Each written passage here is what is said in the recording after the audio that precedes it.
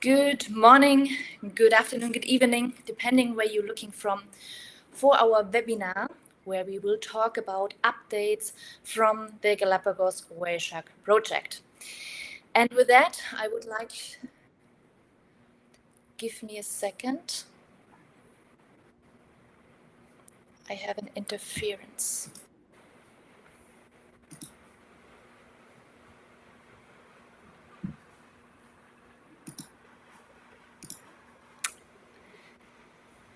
I hear myself double, Jonathan. Do you? Is the...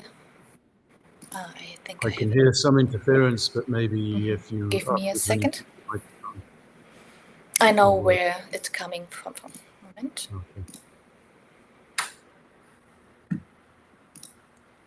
Can anyone who is listening or online... No, the issue is that I was trying to check if we're online everywhere, and to the fact that I see us online means that it didn't work. The only thing I need to get online for now is Instagram, so maybe give us one more minute before you start, Jonathan, and I will introduce you as well. Okay, that didn't work. Thanks, Tom.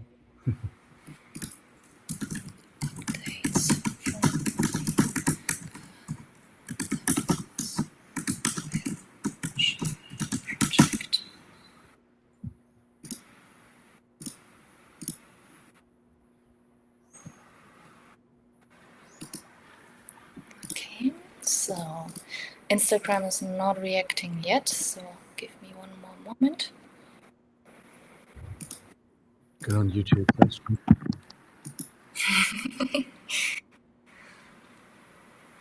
See, Kate is missing in the call and suddenly everything goes to hell. So YouTube, there we go. Slowly Instagram is coming. And Instagram should be live now as well. So I will double check that in just a second, but with further ado, I would like to introduce Jonathan. Jonathan is the leader of the Galapagos whale shark project. He's leading the project, he founded the project, and I would give it directly to you, Jonathan, to tell us a little bit more. We won't do very much in detail about the start of the project, because many of you that are watching today are people that traveled with us or know already about the project. This webinar today is more for giving you an update. What is happening right now? What are our goals? What is happening in the project? And with that, thank you, Jonathan, for joining us today. Okay, thanks very much. Hello to everyone from different places around the world. We even had a question about Australia. It's 3 a.m. right now, so they said, will there be a recording? So yes, there will be. But we do have folks from all over the place joining us. What I would like to do right now is give a very abridged summary of what's been happening, I would say in the last probably 4 years. Don't worry, it'll be a very quick update, because most of you have traveled with us before. Many of you have been with us online, watched the seminars, the webinars, the presentations and stuff. So you know all the details of the project, the history, and so I'm not going to talk anything about that today, but really talk a little bit about what's been happening and some of the developments and where we're headed in the future. So I'd like to go over quickly to a presentation and let me know if this does come online, because I think that is a lot easier to watch. So just very quickly, the update right now, June 2024. It's difficult to know exactly where to start, because we had this massive hiatus due to COVID, due to a number of global realities that made some of the work difficult, not just for us, but also for our colleagues. Some of the whale shark team, as you know, are coming from as far away as Japan, Australia, New Zealand, Europe, obviously, as well. So things became rather complicated. Now, I want to start off with probably some really good news. Now, as you know, one of the goals of the Galapagos Whale Shark Project is to study the whale shark's movements, not just locally and around Galapagos, but also regionally, to have a better Okay, let me check. We think that we might have lost connection here. Let me do a quick... No, I think we're back online. Is that correct? Okay, so sorry about that. We had a local internet system apparently went offline, which happens when we get strong storms coming in, although there don't appear to be any right now. So where was I? Good news. So as you know, that we're looking at movements of whale sharks, and we're trying to use that information to understand how we can direct management or legislation. So if you've got a whale shark traveling in national waters of a particular country, you talk to that nation. And this is what happened with the countries of Ecuador and Costa Rica. For a number of years now, we've been aware of this migratory corridor, this swimway, if you like, which is incredibly important for a huge number of species, not just whale sharks. Other shark species are traveling up and down, so hammerheads, silky sharks, Galapagos sharks, a lot of the rays, the manta rays, for example, some of the smaller rays, turtles, marine mammals heading up and down this area, so humpback whales, dolphins of different species. So it is a very, very important area, migratory corridor, if you like, for many species. So for a number of years, conversations were going on between Ecuador and Costa Rica, but nothing concrete was actually happening. Until the amount of data, the sheer volume of data from a number of different organizations, wasn't just the Galapagos Whale Shark Project, it was a whole series of teams working out there that are looking at different species. But the data from one of our whale sharks, who of course you might remember was called Coco, swam directly from the Galapagos. She was tagged on the 14th of August in 2020, and on the 5th of September she arrived up in Cocos Island. And with that kind of information, which there's no way that you can disregard or deny that. You have absolute proof that this is a direct connection between the two areas. At that point, the governments of Ecuador and Costa Rica got together and they declared that this new reserve was going to be formed because of the importance to so many migratory species. And we do now have this new reserve, which was announced and then declared in January of 2022 as a result of the COP26 meetings. So this kind of came after the hiatus of COVID. About 60,000 square kilometers in total are protected waters between the national waters of Costa Rica and the national waters of Ecuador. So this marine corridor comprises, I've just mentioned, of about 60,000 square kilometers, of which 30,000 square kilometers are no-take whatsoever. You're not allowed to fish absolutely anything in those waters using any kind of fishing techniques whatsoever. Another 30,000 are no longlining, and as you probably know, the main danger for a lot of wildlife, not just sharks, because you've got sea lions, you've got turtles, you've got rays that fall into the long lines themselves. So another 30,000 square kilometers is a no longline area. So very, very good news indeed. For both of our nations, for the area of the Eastern Tropical Pacific, but it's a small step in the right direction. We now have somewhere between 4 and 5% of our oceans are really protected. And of that 5%, not all of them are patrolled. So you might have protection, but do you have enforcement? So that's the next question. What we're looking at, of course, is fishing activity in this area. Some of you may be aware of the Global Fishing Watch organization. They do an amazing job of collecting and collating all this information, data about all of the vessels worldwide that are carrying out any kind of fishing whatsoever. And this is all this information is put on a map. So to show you the problem or the challenges up which we are against, I downloaded this a few minutes ago. So the red, orange, yellow areas are hot spots of fishing. And you can just about make out the coast of South America there. I don't know, can you see my cursor? That's the coast of South America coming up into Central America. You can see coastal Ecuador, Peru there, Galapagos Islands out here. So the area of the Galapagos Islands and the marine corridor, interestingly, most of the marine corridor, there's a small area here which is still being fished, but a lot of those areas are not being fished. But immediately outside the protected areas, the marine reserves, the fishing pressures are absolutely massive. They're monstrous. This is 24 hours a day, 7 days a week, 365 days a year. And these are, some of them are long distance fishing fleets, which are being resupplied at sea, which is actually illegal to do so on the high seas. But again, the problem comes with enforcement. And I clicked on an area just to the west of Galapagos and the Galapagos Marine Reserve, and what pops up? 3 vessels. You can see very clearly there the names of those vessels, the nationality, the flag, all 3 Ecuadorian in this particular case, and their fishing technique is drifting longline. So even though we're making good steps towards protecting a particular area or greater areas of the oceans, the high seas, those unprotected areas are being fished very, very intensely, not sustainably. And as you know, of course, most of the species that live in and around the Galapagos Islands, the oceanic species, most of them are highly migratory. So they're moving out of the protected areas and straight into the arms of the fishing fleets that are waiting out there. One of the main problems is that it has been legal to fish sharks in Ecuador from the coastal areas and around Galapagos as well, supposedly outside the Marine Reserve, but we know it's happening inside the Marine Reserve as well, because the decree, presidential decree, allows the incidental taking of sharks, and if you accidentally fish a shark, then you can actually commercialize it. Therein lies the problem. Are the fishermen then actually, are they avoiding trying to take sharks, or are they specifically targeting sharks with their long lines? Evidence would suggest that the fishing is huge of sharks. It's very much a directed fishery. Long lining is going on in and around Ecuadorian waters all the time.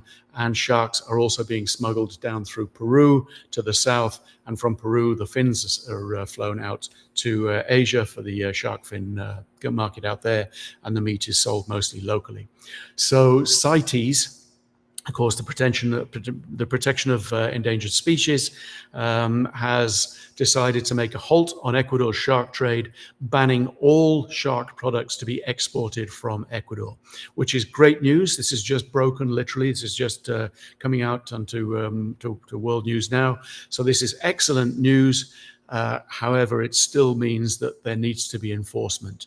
But it's every single one of these measures makes it just a little more difficult to export shark products or any endangered species from these areas. So we're making small steps in the right direction. So I think that that's something which is worth celebrating. Obviously, we can't just sit back and be content with where we are right now, but we are making steps forward, and data from projects like the Galapagos Whale Shark Project is being used immediately in the management and in legislation and in creation of protected areas. So I think that's great, a great way to sort of look at the global situation right now. Otherwise, we've made a lot of progress over the last 4 years. We have a number of papers that have been coming out. So even though we might not be constantly out in the field, we are constantly gathering data. We're analyzing that data.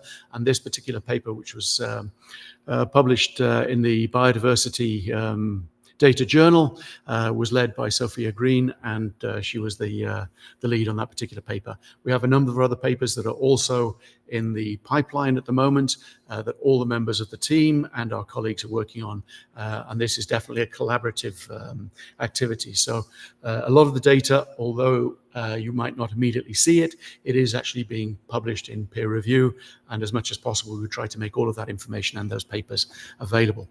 Although last year, sadly, when we were not able to get out into the field to study the northern aggregations, so we didn't head up to Darwin for the first time in over a decade due to mainly funding challenges. We were not able to get up to Darwin, so we took the decision, which was a tough one, considering it was a Nino year, so it was sort of a critical year that we wanted to really gather data to see how whale sharks might change their movements during a warming period of El Nino.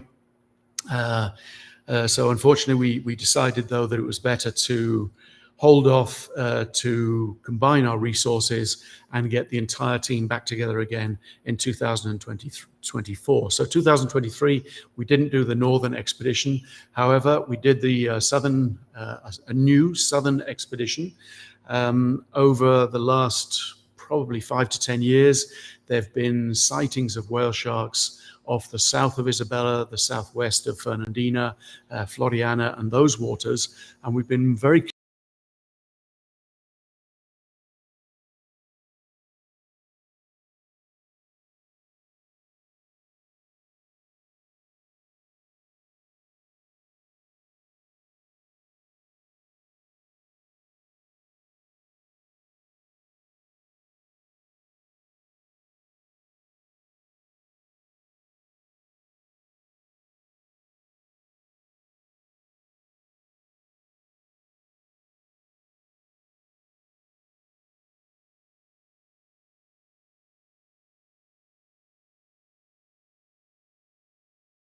So enlisting the use of a small ultralight airplane, an expedition went out over a number of days, led by Sophia, but with members, of course, from the national park, from Miramar.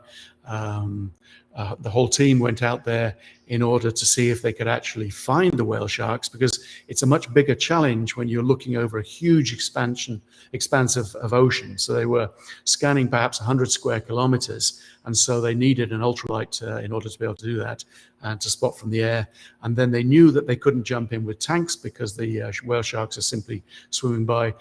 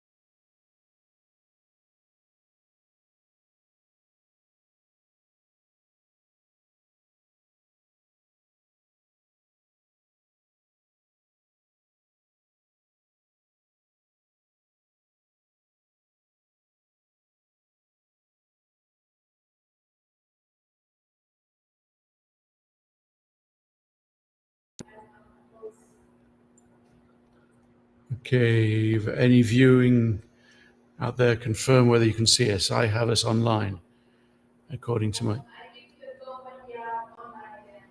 Okay, right now I have,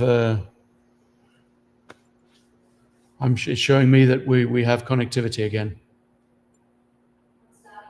Yep. Tells me it's online. Can any of our viewers confirm if you can see us? Sorry about this.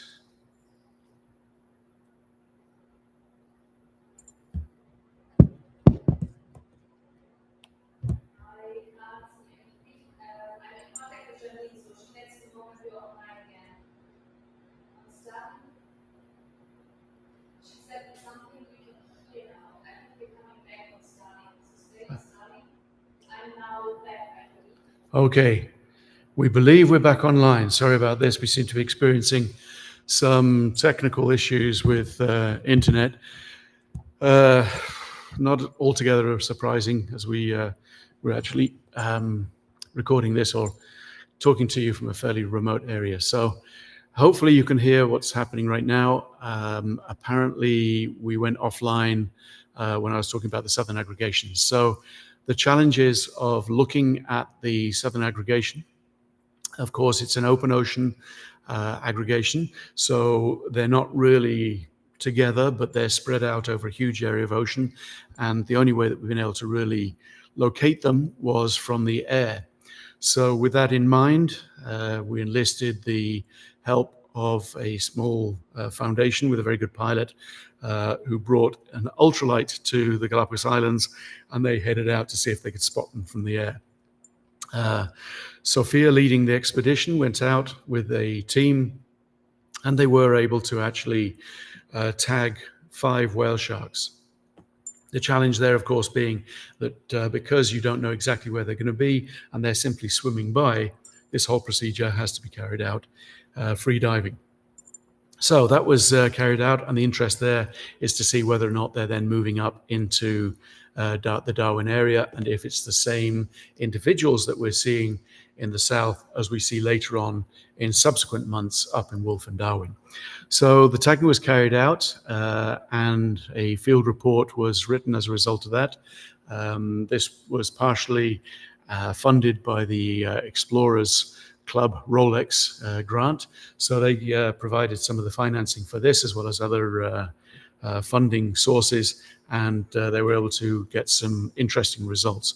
4 of the tags reported back fairly rapidly. 1, unfortunately, never reported back. We never got reports. We don't know why. It could be that the tag came off.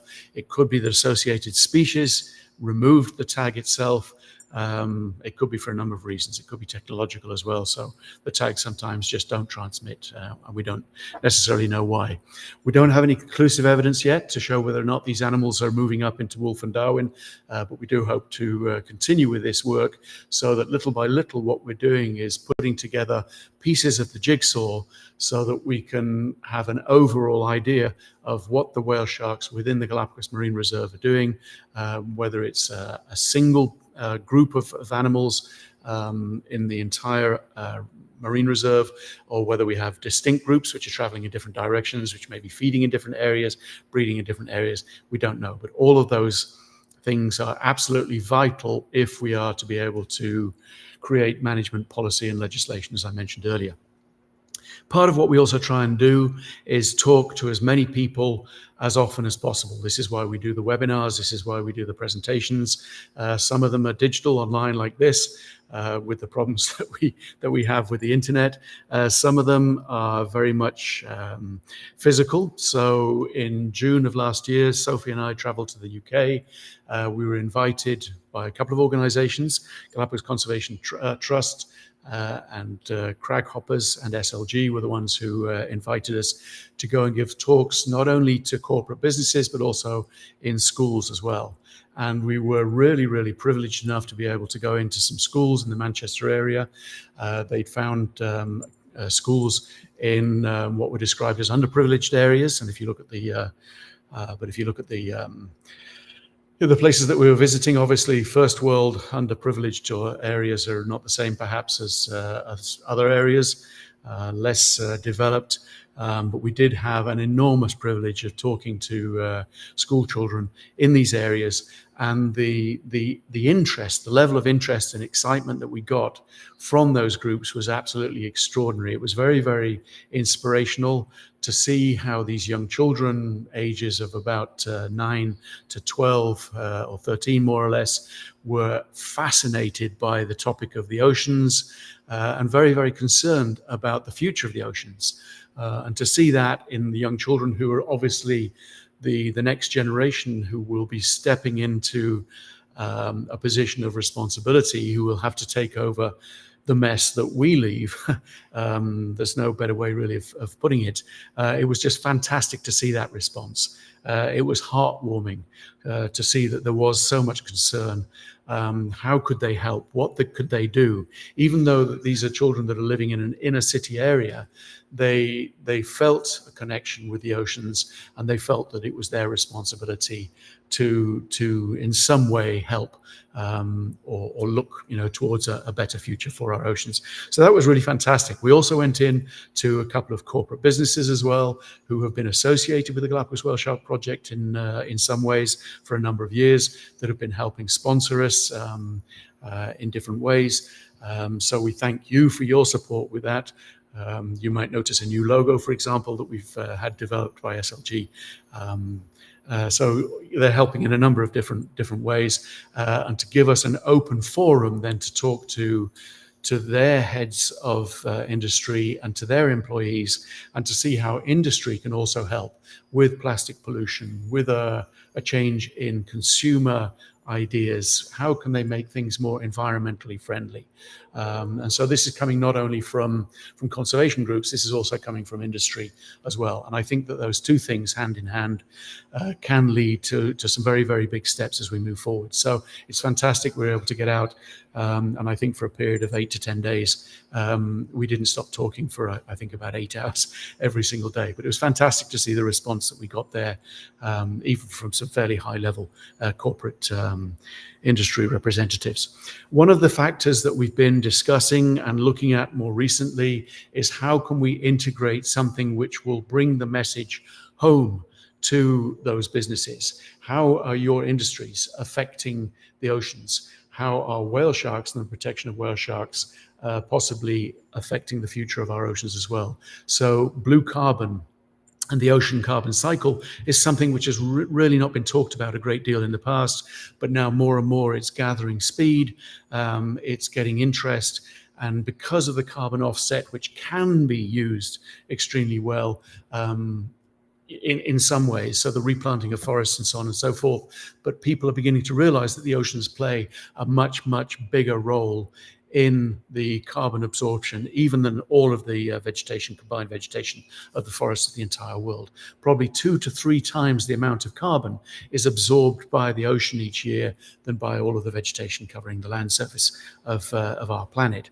So species like whale sharks that feed primarily on smaller invertebrates, phytoplankton, which in turn are feeding, zooplankton, which is feeding on phytoplankton. The phytoplankton are absorbing the CO2 for their development. The phytoplankton is being consumed by the zooplankton is being consumed by the whale sharks and other filter feeders. So all of these filter feeders are absolutely critical to that ecological balance and to the sequestering of carbon in the future. So bringing that message to industry, to children, to whoever, I mean, it doesn't matter who's out there, but bringing home that message that these animals are a very integral and important part of the health and the future of our oceans and planet, I think is a very important message indeed. So we're sort of integrating that into all of our presentations, discussions, and talks. Now, in 2018, some of you may remember that we had a massive breakthrough when the Okinawa team from Japan, the only team worldwide that have a professional ultrasound which is capable of being taken underwater, unattached to any cables, that allows us to then use ultrasound to try and determine the reproductive state of the whale sharks, the females that we're seeing up in Darwin. So we tried it in 2017 for the first time, no success. 2018, we had a huge breakthrough. Ironically, one of the ones that we were able to get viable images from was a male, but we also were able to see the reproductive organs of a female. We saw the ovaries, and in the ovaries, they found evidence of egg follicles. Now, whilst this is not direct evidence of pregnancy, it shows that they could be at a later stage during the same year pregnant, and it's possible that we do have pregnant sharks in Galapagos. Now, right now, our data set is 2, and I think you'll agree with me that that is not enough, of course, to make any kind of draw any kind of conclusions. So we want to continue that work. So the plan was in 2019 that the team from Okinawa, primarily Rui and Kiyomi, were going to come down, join us again, but unfortunately, life had other plans. The Okinawa research station had some damage from a fire. They were underfunded, so they were unable to join us. And then, of course, 2020, when we planned to come down again, everyone knows what happened then. So unfortunately, until this year, because we even planned to have the team join us last year, they were unable to travel on an international basis. And finally, Japan has opened its doors for international travel for science teams. And so 2024, very, very pleased to say that they will be joining us once again. A couple of images. This is what we're looking at. For us, as untrained people, viewers, we were unable to honestly identify the egg follicles. But Rio and Kiyomi, of course, are world-leading experts in this field, in the field of ultrasonography and of blood draw and chemical analysis of blood. And so they immediately looked at these images and said, yes, you can see here the egg follicles. So our hope is that if we can carry out ultrasonography again in the Galapagos, we will be able to determine if or not there are certain individuals that are carrying fetuses. And if they're carrying fetuses, are those fetuses large enough to be perhaps at term, and would that indicate that they're birthing in, around, or nearby the Galapagos Marine Reserve. So that is one of the main goals that we've been trying to work towards. But of course, COVID and a whole series of events, life in general, conspired that until 2024, in about a week or so, we won't be able to get back out of the field with the team to do that work. We're very excited. They will be joining us, so we will be continuing that work this year. We hope to take blood samples. As you know, we've been practicing this and taking blood samples in the past. And we just received, in fact, yesterday, I got an email from Dr. Rui, and he said we probably will have the transport permits from CITES in time, so that all of the blood samples that we have in cold storage in Quito, mainland Ecuador, of course, we will be able to then transport to Okinawa, to Japan, and together with those that we helped to collect this year, we will be able to do an overall analysis of all of the blood that we've been taking over the last sort of 3 to 4 years or so. So we're hoping that we'll get some more results from that. We'll keep you posted. We don't know exactly when we'll have those results. It certainly won't be before September, October, possibly November, but we will keep you posted as soon as we have any news on baseline health, on there's all sorts of chemical data which comes out, and really the moment that you get blood from an animal, it really does open up a lot of opportunities and possibilities as to what information we can determine and what that says about the whale sharks in Galapagos. Are they pregnant? Are they close to giving birth? But because this is groundbreaking work, you have to understand that nobody's done this successfully before. So as far as I know, we're the only team to have successfully carried out ultrasound of whale sharks in a free swimming environment. It's been done with animals in aquariums. It's been done with animals that have been caught in nets. But a shark that is simply swimming by, it's never been done successfully before. So this is groundbreaking, very exciting, but it does mean that we have to create our own data set in order to be able to understand what is happening. And so this is definitely work in progress. Many of you have seen this slide before. This is the blood draw equipment that we use. It's not highly sophisticated or anything very technical. 2 syringes connected by a stopcock, so you can open and close and direct the blood into different ones. It does have the extension tube on there, so that as the diver is swimming along with the whale shark, you'll be able to move around. You don't have to hold the needle absolutely in place the whole time. So that gives you a little bit of freedom to move around, but it does mean that as you're drawing blood into the syringe, the first blood drawn is contaminated with seawater. So although we can use that for certain types of analysis, we do need pure blood, of course, to look in more detail at the chemical, hormonal aspects of the blood itself. So that's what we'll be using once again. And I know that not all of you have seen this video. I'll play it very quickly. This is how a blood draw takes place. Sorry about the heavy breathing, but we can't eliminate that right now. So approaching the whale shark, she's very calm in the water. Her reaction to us is 0. She's also fairly high up in the water column, which means that we're at a safe level to carry out these activities. A very scientific technique. You find a white spot, more or less a tangent to the leading edge of the pectoral fin, and about equidistant from the main part of the body itself, and then you continuously try and keep the suction drawing through the first syringe. Nothing comes out at that stage. You don't know where the blood synapses necessarily are, so it's a bit of a hit and miss. So there, choose a white spot next to the first one, put the needle in. That's the difficult part, getting the needle in, because they have the thickest and toughest skin around the animal kingdom. But as you can see, all of a sudden, you hit the sweet spot.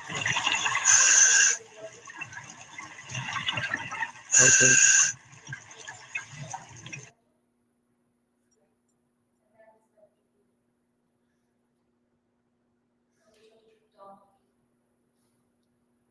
Okay.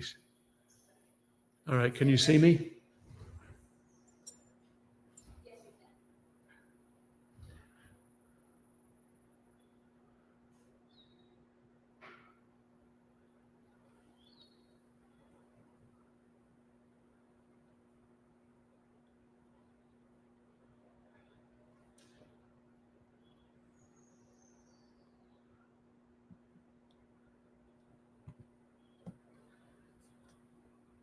Okay, so apparently you couldn't hear anything that I was saying over the bubbling and burbling. So what I was explaining there is that the technique is simply to swim towards a shark. If they don't have any kind of reaction, which you saw, there was zero reaction. You then go in, find a white spot, more or less equidistant between the main part of the body and the leading edge of the pectoral fin. Insert the needle. It's a 3-inch, 16 gauge, very, very tough needle, and then see if you hit a blood vessel. It's a little hit and miss, so we're aiming for an area that we think there'll be a concentration of blood vessels, or we may be just putting it into tissue, which is with a high blood concentration. We don't absolutely know, but as you can see, zero reaction whatsoever, and we're able to get a successful blood sample from the whale shark. The syringe, the main syringe itself, has an anticoagulant in there, so we don't have to rush to the surface and then back to the vessel. But as soon as we finish our dive, we then go back to the vessel and we centrifuge the blood sample. We also use an Abbott handheld analyzer that you can see there on the left-hand side of the screen, and that tells us, gives us information immediately about lactic acid levels, and that indicates whether the animal is stressed or not. That particular animal we had already tagged on a previous dive. When we looked at lactic acid levels, they were very, very low, which would suggest that the tagging of the animal had absolutely zero impact, and that is what we're trying to do, so that all of our techniques we're following or tracking as much as possible to make sure that we're not harming or even worrying or stressing the animal whatsoever. But that blood, of course, is so important because it gives us an insight into many, many different things. So as soon as we have any more data about that, we will let you know. So far, evidence has been inconclusive, again, because we don't have a baseline pregnant female that we know is pregnant in an aquarium or in a net which is caught. Sad state of affairs, perhaps. But if we knew that we had blood from a pregnant female proved to be pregnant, then we know exactly what level the hormones should be at. So obviously, little by little, we'll gather that kind of data. However, when we were successful with the ultrasound, it actually made world news. Now, you might have not seen it as a headline on your local news, but it went through apparently over 250 different newspapers, online and physical, and TV stations actually broadcast all of this news that scientists conduct first ever ultrasound scans on whale sharks in a major scientific breakthrough. So I think the scientific community was very interested. I think perhaps it didn't eclipse the football scores at the same time, but a certain level of the population or number of the population were interested. So we did make world news with that particular discovery and breakthrough. So I think we're on the right path, but we need to get back out into the field, spend more time out there carrying out ultrasound and blood tests to be able to discover whether or not these are pregnant females. And I love this particular headline: jetpacks and ultrasounds could reveal secrets of pregnant whale sharks. So it sounds like a combination of science with James Bond. Anyway, I'll leave that one right there. But it is exciting. And on a serious note, of course, that led to a first peer review publication, which is that underwater ultrasonography and blood sampling provide the first observations in reproductive biology of free-swimming whale sharks. So the work that we're doing is directed very, very specifically towards getting reaching certain goals, and reproductive state of these whale sharks, these females in Darwin, is so important. We need to understand where they're giving birth, where they're breeding, where they're feeding, all of those key aspects of a whale shark in order to be able to create management policy and legislation, and hopefully more marine protected areas. So I thought I'd add this because our Japanese team, I got an email yesterday, said that they're checking all of their equipment, they're packing their bags, and they will very shortly be boarding their specialized custom plane and heading towards the Galapagos. And this is real. This is not made up. It doesn't belong to these guys. It was to celebrate World Oceans Day. The Japanese airlines decided to decorate one of their aeroplanes with a whale shark. And I think that's absolutely wonderful, because it does show that the outreach, the awareness of the public is increasing massively. But I thought, what a wonderful thing that Japanese airlines did that. But anyway, so hopefully our team will be joining us very, very soon. Our goals for the June 24 Darwin Island expedition are, of course, the ultrasound to determine reproductive state, blood draw, so baseline health data, reproductive hormone chemistry, satellite tagging.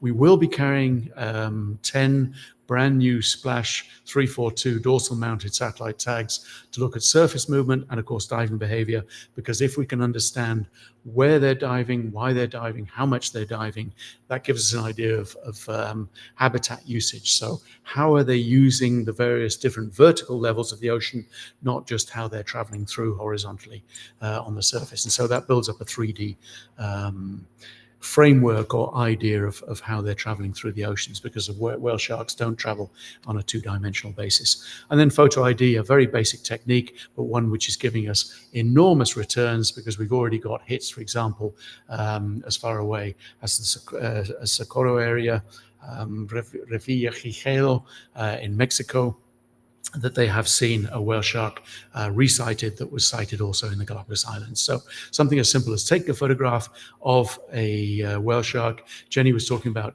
citizen science, how important that is, how anybody out there who's enjoying recreational diving can actually lend a hand to the scientists and bring back such important data. So two people who had no scientific training whatsoever, one up in Mexico, one down in Galapagos, that were able to take photographs that gave us a very important connection between those two areas. So that's the work that is planned for 2024.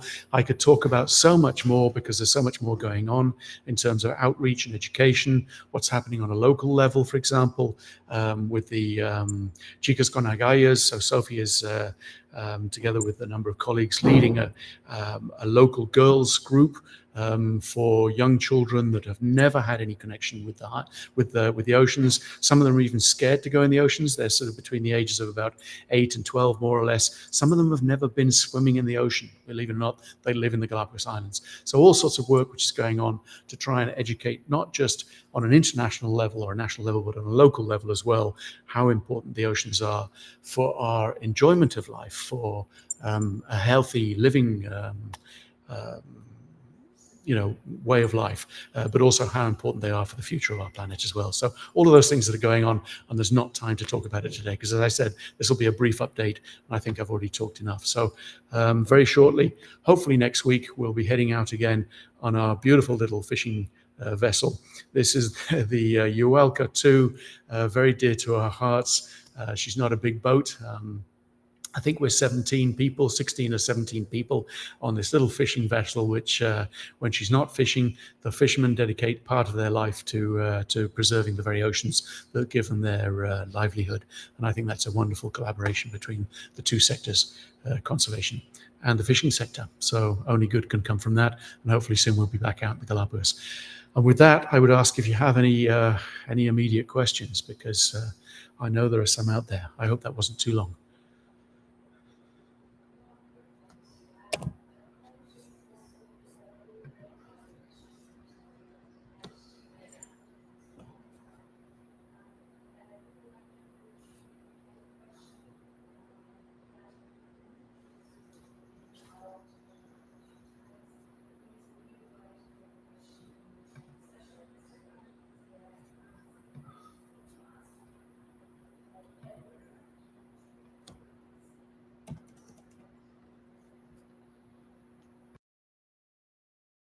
Okay, I can't hear anything coming from you, Jenny. I've got 0 volume. So now we are back. Can you hear me? Okay. Yes, now I can hear you. Sorry. Did Okay, you then ask? I would encourage you to rewrite your question. Apologies for all the issues, the technical issues that we had today. The internet today did not do us a favor. We were on and off. So a few questions that got asked, I think in Instagram it was, unfortunately got deleted. So if you can, please rewrite your question. And I will see that I can find the question that got asked. So the first question that got asked was, how have recent technological advancements or methods improved for the data collection and analysis? Okay, it's a very good question, and one of the things that we're fighting with all the time is that technology doesn't meet our expectations. So we know that these whale sharks are diving down to enormous depths. We know that they're going beyond the crush depth of our tag, which is 2,000 meters, an enormous, I mean, huge depth. Why are they going 2 kilometers vertically down the ocean? We still don't have clear answers about that. It could be that they're escaping predators. That's one very viable possibility. We did get a tag back, and this is one of the challenges that we faced, and perhaps I'll talk more about that a little bit later. But one of our tags ended up on land. We were able to recuperate that tag because fishermen said that it was caught in one of their nets, which is possible. It's also possible that they caught the whale shark as well. We don't know. But anyway, they said that they just got the tag. We got it back, and with that, we were able to look at some very fine scale detail of the tag, and the dive that it did was absolutely extraordinary. I think we'll have a paper coming out about that soon, but it was world record breaking. So it made a very, very rapid dive down to almost 2,000 meters, stayed down 10 minutes, and then made a very rapid swim back up again. Why it's doing that, we don't know. But the technology that we have is not capable of diving as deep as the whale sharks. So this year, speaking with the engineers at Wildlife Computers, who are the main providers of the splash tags that we're using. And they said, yes, we can push the technology this year down to 2,500. So whilst it's not a huge increase, it might just give us that 10% or 20%, who knows what it is, 50% maybe, we don't know, of an increased buffer that allows us then to actually retrieve data as they do the dives. So our tags this year are rated for a deeper, a deeper crush depth, and we're hoping that will bring new insights. So little by little, what we're doing is we're working with the engineers. The trouble is that this is not a big commercial viability, doesn't have a big commercial viability. If we were buying 100 tags a year, they might be interested in developing something a little better. But our budget is for 10 tags a year, so whilst we have that, obviously we take the technology we have. But we are fine-tuning, tweaking, and I know that the Hitachi ultrasound unit that they're bringing out here has been tuned or fine-tuned by Hitachi to create a deeper, a better penetration depth, so that they're able to look deeper into the animal. And that was one of our challenges with the ultrasound, is that we couldn't see past that very, very big layer of fatty flesh that surrounds the whale shark. So we simply couldn't see deep enough into the whale sharks. So yes, we're using technology and all the best available technology, or at least what's available to us. Thank you very much. I think there was another question, and you touched on it already a little bit. What are the main conservation challenges currently facing the whale shark population in the Galapagos? Oof, that's a huge question, so I'll try and keep it very brief. Whilst the whale sharks and all of those other migratory species are in protected areas like the Galapagos Marine Reserve, like the Hermandad Marine Corridor, like the Cocos Marine Reserve, etc., they're protected. Pretty much. I mean, there are exceptions, but they're pretty much protected whilst they're in those areas.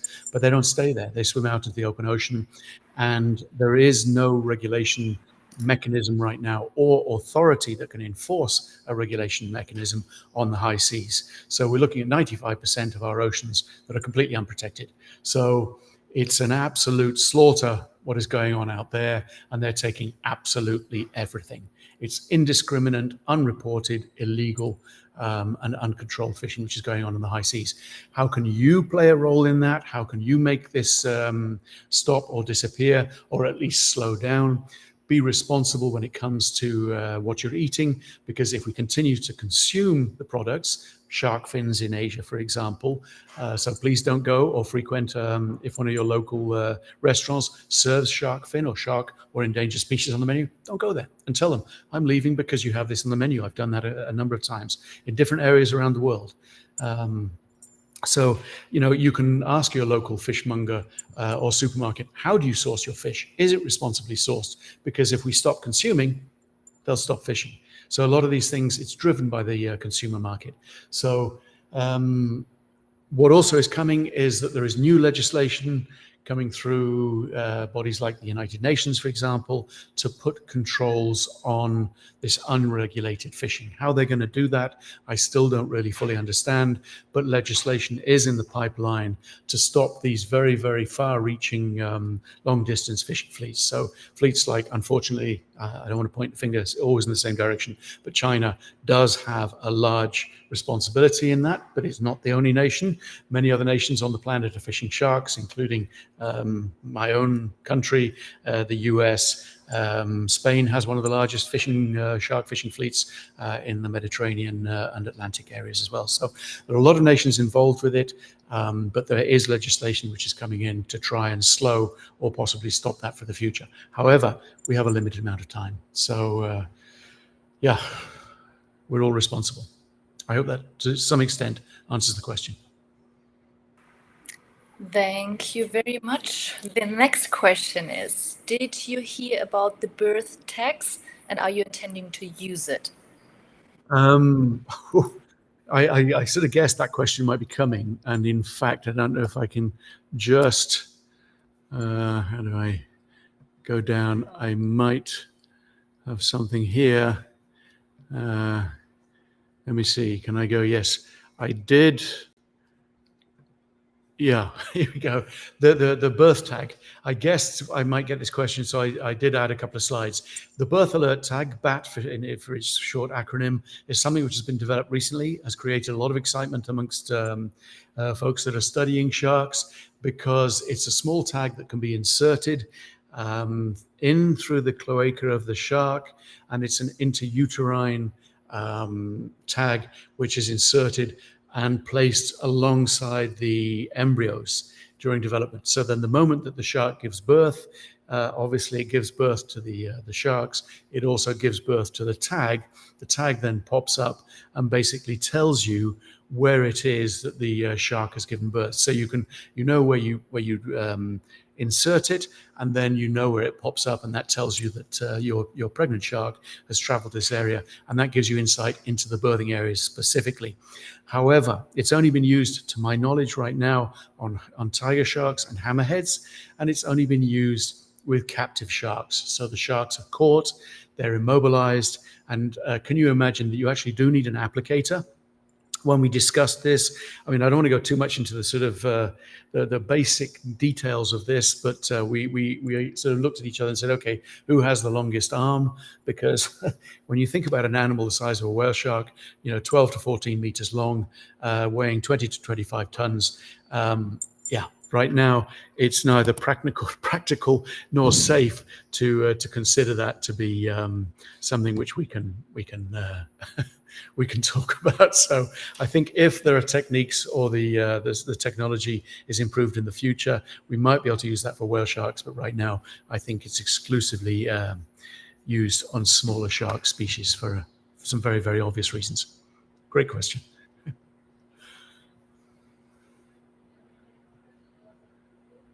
Oh, I lost your sound again. There we go. Yeah, gotcha. The next question goes in the same direction. If we do have insights about the breeding behavior, if you can talk about that of whale sharks in the Galapagos. Yeah, we really have still no data or very little data. What we suspect is that a percentage of the whale sharks coming through Galapagos are very likely to be pregnant. That's why we want to focus the work in that direction. It's possible we discover that they're not, but that in itself would be valuable data. We still don't know on a global scale, and we're in contact with all of the other groups that are studying whale sharks out there.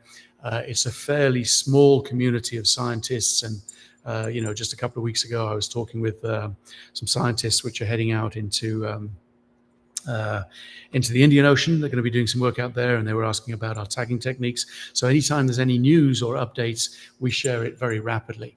And we still don't have any concrete data about where they're giving birth or even where they're breeding.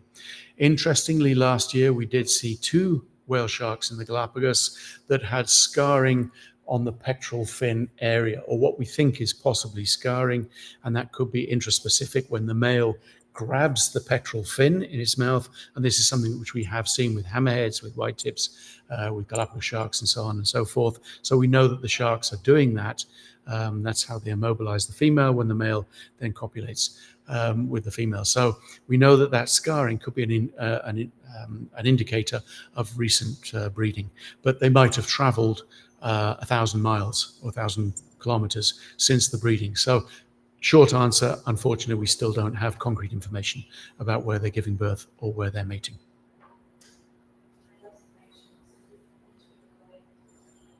Can't hear you again now. Can you hear me?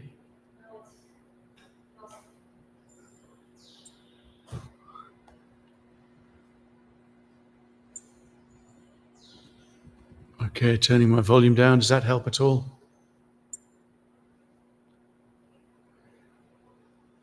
Okay, I don't know what happened there. Are we offline?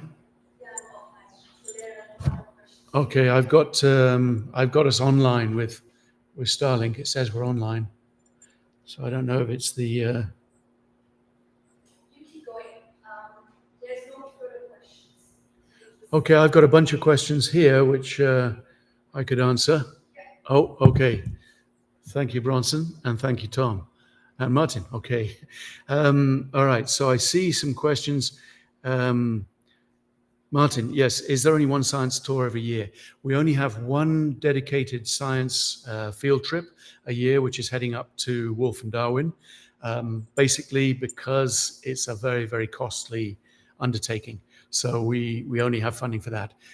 Could we be doing more? Yes. Should we be doing more? Yes. But unfortunately, we don't have the funding to do that. So the information that we bring back, it is a 2-week dedicated expedition. But that is what has provided us with the information.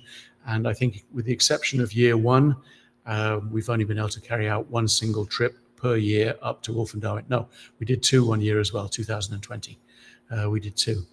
So thank you. That's a good question. However, now with the southern aggregation, we're starting to do a trip to the south as well. So what we hope for next year is that we'll have 1 trip to the south and 1 trip up to the north. That's our goal for next year. Do you need help with any kind of data analysis and IT skills? Karsten, yes, we do. But I would put you in touch directly with Sophia, who is the principal data analyst, and she's the one that could most talk about how you could give us a hand with data analysis and IT skills. Sophie has surpassed myself quite some time ago in that ability, so I'd rather that the 2 of you talk. But yes, we do need help with data analysis. But I'm not sure exactly how. As I say, if you can contact us and give us an email or a WhatsApp, be very, very happy to put you in direct contact with Sophia. Jean, is AI able to help you analyze the data you collect, or is that just a future possibility? To be absolutely honest, I don't know. I suspect that yes, there is an ability. And again, I suspect that Sophia is already using that. As she is crunching through some of the data. What we're working on, and I use the term we in a very generous way, some of our team are working on how to combine data from all of the data collected in the Eastern Tropical Pacific, in fact, no, global data, to look at vessel strikes, primarily plastic pollution and whale shark movements. And collating all of that data, they're able to identify the areas within that have high marine traffic that we hope in the future will be able to suggest that vessels change their course, probably not by very much, because as you know, time and fuel are costly. And when you talk about that with with corporate industry, with businesses and so on, they're not really willing to listen. So if we can find some fine tuning as to how people can avoid areas of very, very high whale shark activity and density, then we're using already, I think, AI to crunch that kind of data. But that's been something which has been going on for at least 2 years now. But that paper is almost ready to be published. And once it is, then we can go to the marine sector and say, hey guys, how can you help? Or even go to the governments and say, how can you enforce changes within your particular areas? So interesting. Those are the questions that I have directly. I don't know if there's anything else which has come up or come to mind. As I say, we've got this the trip going out in June very shortly. I think we head out to Galapagos in a week's time, and there will be updates following very, very shortly on all of the media that we can keep up with, because that's one of our problems, is that we're not able to keep up with sort of all the media and everything. We should be publishing a lot more than we are, but we will be doing some posts on Facebook and on Instagram, possibly by Twitter and all of those things, which I don't understand. But we will be reaching out and letting you know what the immediate results of the June trip are.